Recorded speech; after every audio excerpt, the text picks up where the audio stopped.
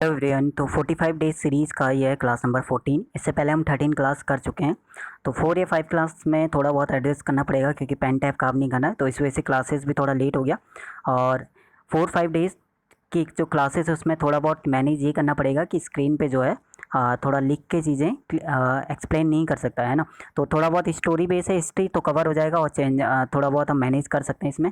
इससे पहले एंसेंट हमारा चल रहा है टॉपिक वाइज में, और स्टैटिक हम कंटिन्यू करें उसके साथ, और करंट अफेयर चल रहे हैं। करंट अफेयर में हमारे 1-2 क्लास के बाद स्पीडी वाला जो करंट अफेयर है स्टार्ट हो जाएगा।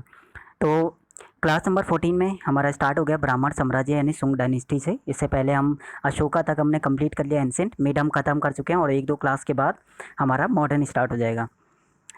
सुंग डायनेस्टी की अगर बात करें तो सुंग डायनेस्टी के संस्थापक कौन है? पुष्यमित्र सुंग। स्थापना किसने की थी? पुष्यमित्र सुंग ने। राजधानी क्या बनाई? राजधानी इन्होंने पटना बनाई पहले, और दूसरी बाद में इन्होंने राजधानी को पटना से कहाँ पे ले गए? एमपी के कहाँ पे? विदिशा में। अगर बात करें पुष्यमित्र सुंग के जो बेटे हैं उसका नाम क्या था? बेटे का नाम है अग्निमित्र। और कौन से धर्म से, कौन से जाति से थे? तो ब्राह्मण जाति। इसलिए जो है इस डायनेस्टी को यानी इस वंश को ब्राह्मण वंश भी कहा जाता है। पुष्यमित्र जो है वो भारत के नहीं थे, वो बाहर के थे, ठीक है। और ये बौद्ध विरोधी थे, बौद्ध विरोधी। इनके टाइम पे ही जो है एमपी में सांची स्तूप बना था और भरूच स्तूप बना था एमपी में।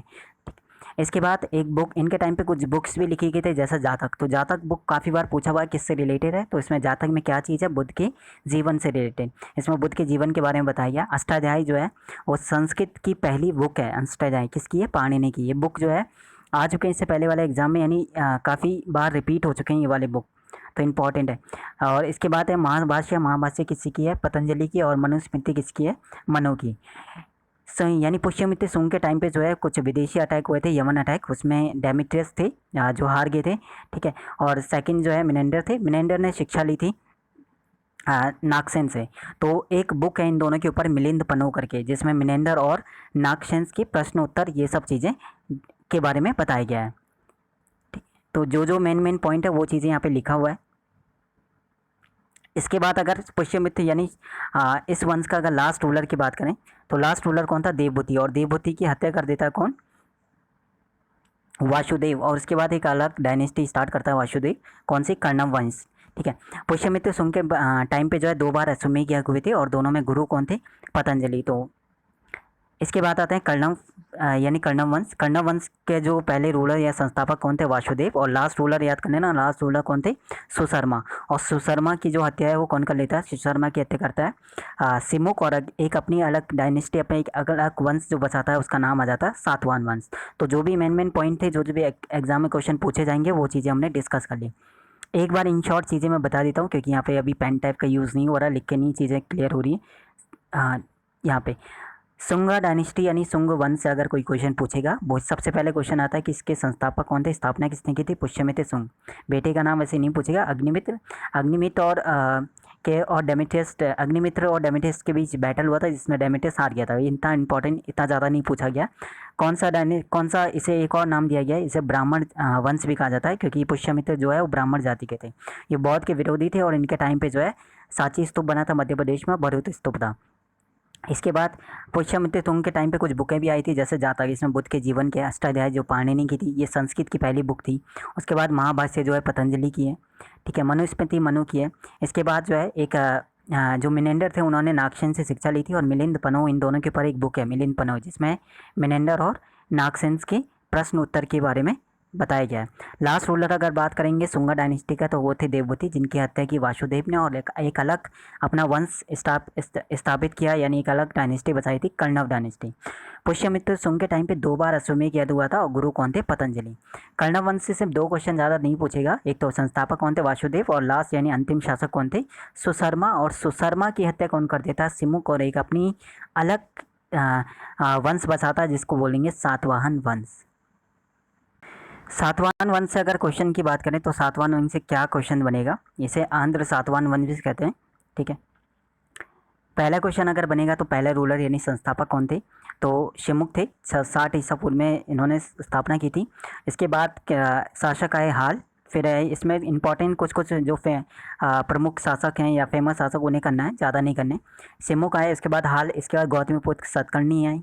फिर उन्होंने जो है इनकी राजधानी क्या थी? राजधानी बहुत बार पूछा हुआ है। प्रतिष्ठान कहाँ पर पड़ता है? आंध्र प्रदेश, इसलिए इसे आंध्र सातवाहन वंश भी बोला जाता है, ठीक है। आंध्र सातवाहन वंश भी इसे बोला जाता है। और किस नदी के किनारे? गोदावरी। ब्राह्मणों को भूमि दान देने की जो प्रथा थी सबसे पहले सातवाहन वंश ने स्टार्ट की थी। कुछ जो है फेमस रूलर पूछ लेता है, सीधा डायनेस्टी पूछेगा, रूलर का नाम देके बोलेगा गौतमीपुत्र सतकर्णी किस डायनेस्टी से थे, किस वंश से थे। तो कुछ फेमस जो रूलर है उन्हें याद कर लेना इस वंश के। सिमुग सतकर्णी, गौतमीपुत्र सतकर्णी, वशिष्ठिपुत्र सतकर्णी, यज्ञश्री सतकर्णी, यानी सतकर्णी वाले शॉर्ट इन शॉर्ट चीज़ें याद हो जाएगी। और पुल्लू भावी। इसके सातवाहन वंश के टाइम पे जो है 2 बार अश्वमेध यज्ञ हुए थे। गौतमीपुत्र सतकर्णी ने 2 बार अश्वमेध यज्ञ कराया था और 1 बार जो है राष्ट्रीय यज्ञ किया था। इनके टाइम पे 2 लिटरेचर रहते थे। लिटरेचर इन्होंने जैसे हाल और गुणाध्याय। हाल की थी गाथा और गुणाध्याय की कौन सी बुक थी? उनकी थी व्रत कथा। कौन कौन सी भाषा इन्होंने यूज़ की थी? प्राकृतिक भाषा, ठीक है, लिपि, ब्राह्मी लिपि ये यूज़ करते थे। और इनका समाज कैसा था? मात्र सत्तात्मक इनका समाज था। सातवाहन वंश के टाइम पे कुछ निर्माण भी हुआ था, जैसे अजंता एलोरा की गुफाएं बनी थी, अमरावती का किला, इसका विकास हुआ था। तो ये थोड़ा इंपॉर्टेंट क्वेश्चन अगर पूछा जाएगा तो जो मेन पॉइंट सातवाहन वंश से पूछा जाएगा वो यहाँ पे आएगा। बाकी स्क्रीनशॉट ले लेना इसका और एक बार इसको नोट डाउन करना है। इन नोट्स का मतलब ये है कि इन शॉर्ट नोट्स लिखे हुए हैं जो क्वेश्चन पूछा जाता है। इसके अलावा कोई चीज़ अगर रह जाता तो वो हमारा PYQ में कवर हो जाएगा। एंड जैसे हमने मिड किया था तो मिड के PYQ 500 प्लस PYQ कवर कर लिया था। तो जो भी क्वेश्चन टॉपिक वाइज में रह जाएगा वो हमारा PYQ में कवर हो जाएगा। इसके बाद आते हैं इंडो ग्रीक। इंडो ग्रीक में पहले कौन आए थे? पहले थे डेमेट्रियस। से ज़्यादा जो क्वेश्चन पूछा जाएगा वही चीज़ें रखा हुआ है। पहला अटैक इंडो ग्रीक में किसने किया था? डेमेट्रियस ने। और कहाँ पे इन्होंने कब्जा किया था? अफगानिस्तान, पंजाब और सिंध की एरिया पे। इन्होंने राजधानी जो बनाई थी साकल यानी सियालकोट को। और इनमें यानी इंडो ग्रीक में जो फेमस रूलर है वो याद रखना मिनेंडर जो है बौद्ध धर्म की शिक्षा इन्होंने ली थी। और किससे? गुरु नागसेन से। अभी हमने इससे पहले डिस्कस किया था मिलिंद पनो जो बुक था मिनेंडर और नागसेन के प्रश्न उत्तर के बारे में वहाँ पे बताया गया। उस बुक में लिखा भी है नीचे, मिलिंद पनो, नागसेन और मिनेंडर के ऊपर है। सबसे पहले सोने के सिक्के जारी किए थे इंडो ग्रीक वालों ने। और एक इनके जो कला थी वो किससे मिलती थी? इनकी जो कला थी वो गांधार कला से मिलती थी। इसके बाद आते हैं कौन? शक आते हैं। शकों में देखिए, शकों में क्या आता है? शकों में जो यूची कबीला था, ठीक है, यूची कबीला से ये थे। और ये 5 जगहों में बसे थे। यानी अगर बात करते हैं कहाँ पे? अफगानिस्तान, पंजाब के तक्षशिला, उस समय तक्षशिला थी तो वहाँ पे। इसके बाद मथुरा में, पश्चिमी भारत में और उपनी दक्कन में। इन जगह जो है शकों ने के अपनी शाखाएं जो है खोली हुई थी। पहला अगर रूलर की बात करें, पहला जो रूलर थे वो शकों में कौन आया? मो। कहाँ के निवासी थे जो शक थे? वो मिड एशिया के थे, मिड एशिया से आए हुए थे। और ये आए क्यों थे? ये चरागाह की खोज में आए थे। शकों को किसने हराया था? उज्जैन के राजा ने 58 ईसा पूर्व में। और विक्रम संवत ही यहाँ पे स्टार्ट हुआ था 58 ईसा पूर्व में ही, ठीक है। और विक्रमादित्य का जो टाइटल था उस टाइम पे, विक्रमादित्य का टाइटल जो है टोटल 14 लोगों को विक्रमादित्य है। तो ऐसा बोल क्वेश्चन पूछ लेता कि टोटल कितने राजाओं को विक्रमादित्य का टाइटल दिया गया था। और इन 14 में से जो सबसे फेमस थे जिन्हें विक्रमादित्य का टाइटल मिला था वो थे चंद्रगुप्त सेकंड, जिन्होंने चांदी के सिक्के भी चलाए थे। इसके बाद एक रूलर थे रुद्रदामन, जिन्होंने सुदर्शन झील का निर्माण किया था इसी टाइम पे। और इन संस्कृत लैंग्वेज थी, संस्कृत भाषा में गिरनार अभिलेख था इनका, रुद्रदामन का संस्कृत भाषा में। ये संस्कृत का सबसे बड़ा अभिलेख है गिरनार अभिलेख। और बहुत बार पूछा हुआ है गिरनार अभिलेख किसका है? रुद्रदामन। तो जो मेन पॉइंट बनते हैं वो चीज़ यहाँ पे कवर हो गया। कुषाण डायनेस्टी की बात करें, अब इसके बाद आते हैं कुषाण के बाद पल्लव आते हैं। तो दल्लभ लिखा हुआ है, पल्लव कर लेना, पल्लव हम पढ़ेंगे नहीं तो, ठीक है। कुषाण की अगर बात करें तो कुषाण की जो स्थापना किसने की थी इस कुषाण वंश का? तो होता है कुजुल कन्फ्यूशियस। बहुत बार पूछा हुआ है। 2 राजधानी थी, पहली थी पुरुषपुर यानी पेशावर, ठीक है, पुरुषपुर, और दूसरी पुरुषपुर पेशावर, ठीक है, पुरुषपुर आ सकता है या पेशावर, ठीक है। और दूसरी मथुरा यहाँ पे थोड़ा बहुत एक बार चेक लेंगे। ओके, फेमस रूलर जो है कुषाण डायनेस्टी में कौन से? कनिष्क। और कनिष्क ने शक संवत स्टार्ट किया था 78 ईस्वी में, ठीक है। ईसा पूर्णी ईस्वी होगा 78 ईस्वी में शक संवत यहाँ पे स्टार्ट हुआ था, ठीक है। और जो धर्म था कौन से धर्म के थे? महायान संप्रदाय के थे। सोने के सिक्के जो शकों ने सोने के सिक्के चलाए थे। और इनके टाइम पे एक जो वैद्य रहते थे इनका नाम था चरक संहिता इनकी बुक है, वो चीज़ आएगा, ठीक है। शकों में जो इनके टाइम पे राजकवि थे अश्वघोष। और उनकी एक बुक है बुद्धचरित। तो बुद्धचरित बहुत बार पूछा हुआ है किसकी है? अश्वघोष। कुछ फेमस रूलर जो है इनमें, कुषाण डायनेस्टी का ना। कुषाण को इन शॉर्ट एक बार और देखो। संस्थापक पूछेगा कुजुल कन्फ्यूशियस, राजधानी कैपिटल पुरुषपुर, पेशावर और मथुरा। फेमस रूलर जो था इनमें, पावरफुल रूलर कह सकते हो, कुषाण में वो कनिष्क था। 78 ईस्वी में इन्होंने सक्संबर स्टार्ट किया था। धर्म कौन से धर्म को? महायान धर्म के थे, महायान संप्रदाय के। सोने के सिक्के इन्होंने चलाए थे। चरक रहता था इनके टाइम पे एक वैद, चरक संहिता थी उनकी, जो चरक संहिता के रचयिता आप कह सकते हो। इसके बाद राजकवि थे इनके टाइम पे अश्वघोष, जिन्होंने एक बुक लिखी थी बुद्धचरित। कुछ फेमस रोलर और थे इनके टाइम पे, वसुमित्र, पाशव और नागार्जुन। नागार्जुन इंपॉर्टेंट है क्योंकि नागार्जुन को भारत का आइंस्टीन कहा जाता है और इनकी एक बुक है माध्यमिक सूत्र। इसके बाद जो कनिष्क थे, कनिष्क की डेथ कब हो जाती है? 102 ईस्वी में। और लास्ट रूलर जो है इस डायनेस्टी यानी कुषाण डायनेस्टी के, वो थे वासुदेव। ठीक है, अब हम करेंगे मोस्ट इम्पॉर्टेंट जो टॉपिक हमारा है, गुप्ता डायनेस्टी यानी गुप्त वंश, जिसे गोल्डन पीरियड कहा जाता है। ठीक है, स्वर्ण युग कहा जाता है। सबसे पहले ये जो संस्थापक थे, वास्तविक तो नहीं बोलेंगे, संस्थापक का और वास्तविक संस्थापक। वास्तविक में चंद्रगुप्त प्रथम आते हैं, संस्थापक में जो है श्रीगुप्त आता है। पहले संस्थापक और वास्तविक में दोनों में अंतर है। उसके बाद घटोत्कच, फिर आते चंद्रगुप्त प्रथम, जिन्हें वास्तविक संस्थापक माना जाता है गुप्ता डायनेस्टी का। 320 ईस्वी में राजा बने थे। इनका विवाह हुआ था कुमार देवी, जो लिच्छवी राजकुमारी थी, और इन्हें टाइटल दिया गया था, उपाधि याद रखना, महाराजा धीराज की। इसके बाद आते हैं समुद्रगुप्त, बहुत बार क्वेश्चन आया है। 380 ईस्वी में ये राजा बने थे। इन्हें भारत का नेपोलियन कहा जाता है। आर्यवर्त यानी उत्तर और दक्षिण, दक्षिण उत्तर के 9 राज्य इन्होंने जीते थे और दक्षिण के 12 राज्य। इसके बाद इन्हें भारत का नेपोलियन नाम टाइटल दिया हुआ था। इनके टाइम पे कवि रहते थे हरिशरण, जो कि विष्णु को मानने वाले थे, और इनको ठीक है, एक समुद्रगुप्त को एक और टाइटल दिया था, अश्वमेध कर्ता का भी टाइटल दिया था। समुद्रगुप्त जो है ये संगीत प्रेमी थे, क्योंकि इनके सिक्कों पर इन्हें वीणा बजाता हुआ दिखाई गया है। 2 और टाइटल जो है समुद्रगुप्त को दिए हुए थे, विक्रमांक और कविराज की। तो इनके टाइटल इंपॉर्टेंट है। समुद्रगुप्त को भारत का नेपोलियन कहा गया, अश्वमेध कर्ता कहा गया, संगीत प्रेमी, विक्रमांक और कविराज की टाइटल इन्हें मिला हुआ। इसके बाद आता है चंद्रगुप्त द्वितीय। चंद्रगुप्त द्वितीय जो कि विक्रमादित्य का भी टाइटल इन्हें मिला हुआ था, जो कि सबसे फेमस है। 14 लोगों को विक्रमादित्य का टाइटल मिला था, उनमें सबसे जो फेमस थे वो चंद्रगुप्त द्वितीय थे। इनके टाइम पे चीनी यात्री फाहियान आए थे, इंपॉर्टेंट है। और शकों को जो पूरी तरह पराजित किया था या बाहर निकाला था, वो चंद्रगुप्त द्वितीय नहीं किया था। कालिदास इनके टाइम पे ही थे कवि, और धन्वंतरी। ठीक है, इनके टाइम पे कुछ जो इनके दरबार में या इनके टाइम पे जो थे, कालिदास थे, धन्वंतरी थे। ठीक है, पंचतंत्र जो थे विष्णु शर्मा। पंचतंत्र बुक बहुत बार पूछा हुआ है। आर्यभट्ट जो है बुक किसकी थी? सूर्य आर्यभट्ट की बुक का। पंचतंत्र जो बुक है वो विष्णु शर्मा की है, और आर्यभट्ट की एक बुक है जिसका नाम है सूर्य सिद्धांत। तो इनके टाइम के ध्यान रखना, चंद्रगुप्त द्वितीय यानी के टाइम पे कौन कौन थे? कालिदास, धन्वंतरी, विष्णु शर्मा और आर्यभट्ट। विष्णु शर्मा की बुक है पंचतंत्र, और आर्यभट्ट की है सूर्य सिद्धांत। इसके बाद कौन सी भाषा यूज करते थे? प्राकृत भाषा। चांदी के सिक्कों,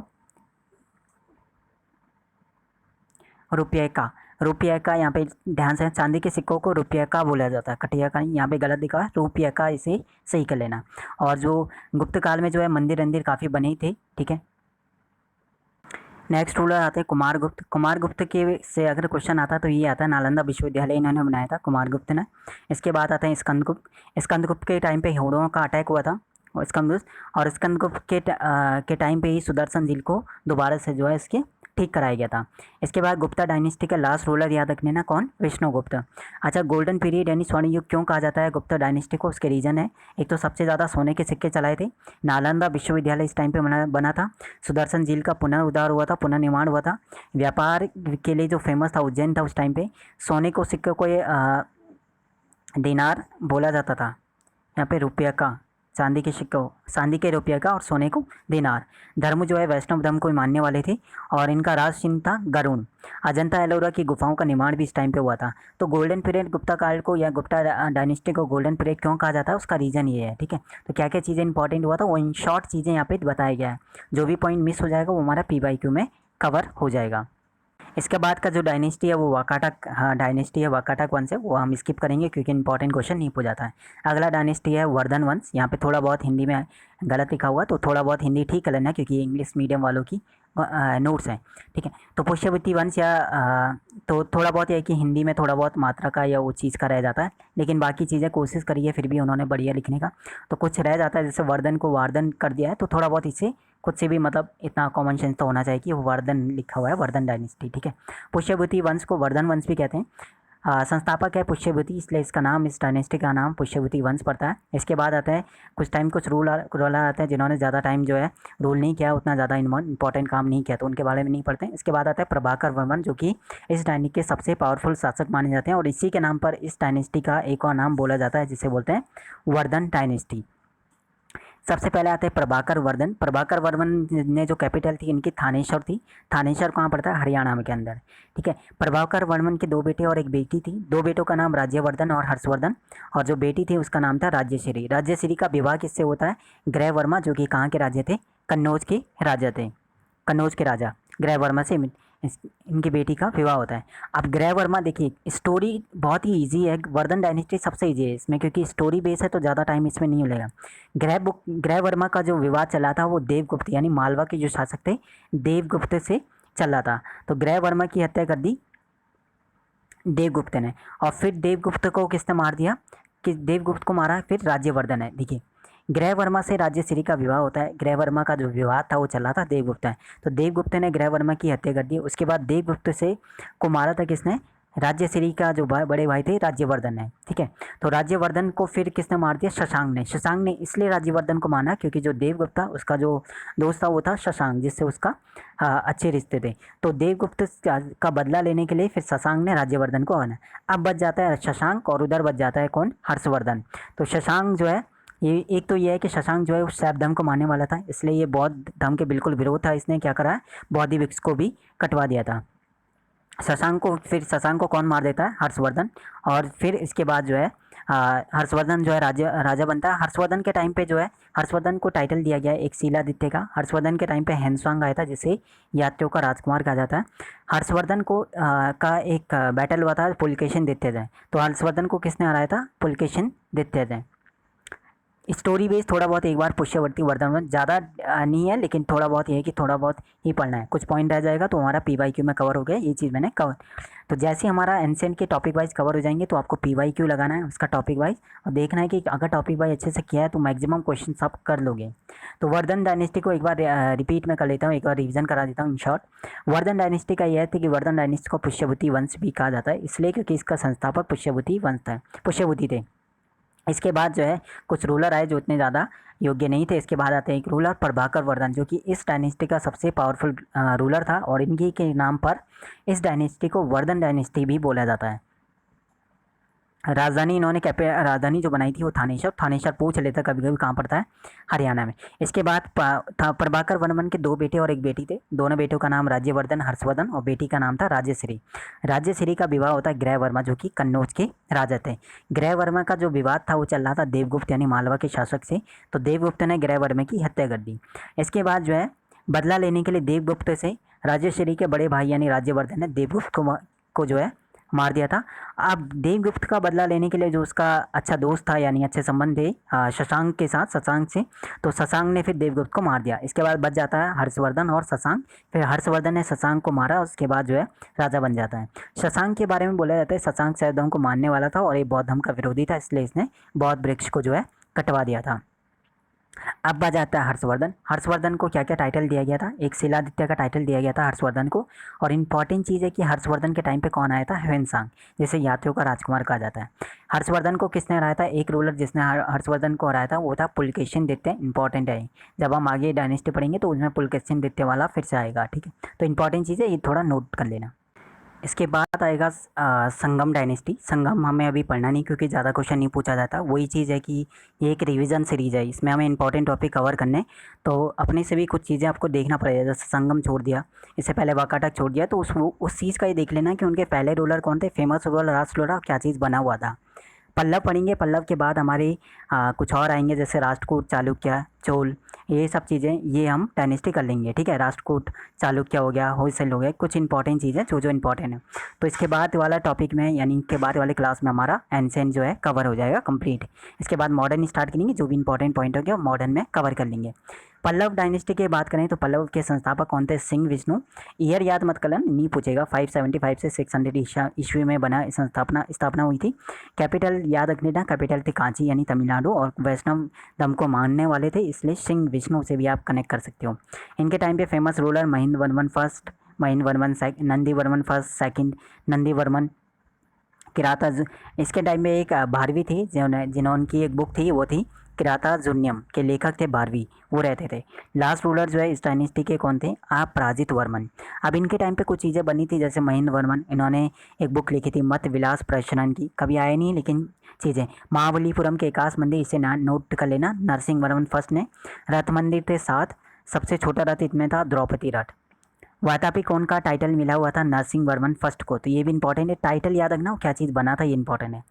अरबों के टाइम पे के जो शासक थे वो कौन थे? नरसिंह वर्मन। सब जब अरब अटैक हुआ उस टाइम पे नरसिंह वर्मन द्वितीय थे। नरसिंह वर्मन द्वितीय को टाइटल मिला हुआ था किस चीज़ का? क्या क्या? आगम प्रिय बोला जाता था, शंकर भक्त, राजा सिंह। कांची का कैलाश मंदिर इंपॉर्टेंट है, नरसिंह वर्मन द्वितीय ने बनवाया था, और इनके दरबारी कवि इनके टाइम पे रहते थे कौन? डांडी। डांडी की बुक है 10 कुमार चरित, बहुत बार पूछा हुआ है। कांची के जो मुक्तेश्वर और बैकुंठ पेरुमाल मंदिर का निर्माण किसने किया था? नंदी वर्मन द्वितीय ने। तो जो भी पल्लव से जो भी क्वेश्चन बन सकते थे वो इन शॉर्ट चीज़ें यहाँ पे रखा हुआ है। तो जब आप रिवीजन करो तो पहले इन चीज़ों को अच्छे से कर लेना, और इसके अलावा जो पॉइंट रह जाएगा वो हमारा PYQ में कवर हो जाएगा। तो नेक्स्ट रनिंग क्लास नंबर 15 में हमारा पूरा एनशिएंट कवर हो जाएगा, जो भी डायनेस्टी रह जाएगा, इंपॉर्टेंट डायनेस्टी को हम पहले करेंगे, और जो चीज़ रह जाएगा उन्हें खुद से भी आपको देखना है। 4 पॉइंट उनमें नोट इंपॉर्टेंट है, याद रखने हैं। पहला रूलर कौन था, लास्ट रूलर कौन था, पावरफुल रूलर कौन था, और क्या चीज़ बनाया था, और क्या टाइटल उन्हें मिला हुआ था। ये 4 पॉइंट याद रखने हैं बस। वहाँ पे डायनेस्टी के अलावा जितने रह गए उनसे बस इससे ज़्यादा क्वेश्चन नहीं पूछा जाएगा। अब हम बात करते हैं स्टैटिक। स्टैटिक में आज का जो टॉपिक हमारा वो है 5 ईयर प्लान, बहुत ज़्यादा इंपॉर्टेंट है। लास्ट टाइम बहुत हर शिफ्ट में क्वेश्चन पूछा हुआ था, इसलिए थोड़ा बहुत ये बोरिंग टॉपिक है लेकिन करना पड़ेगा क्योंकि इंपॉर्टेंट है।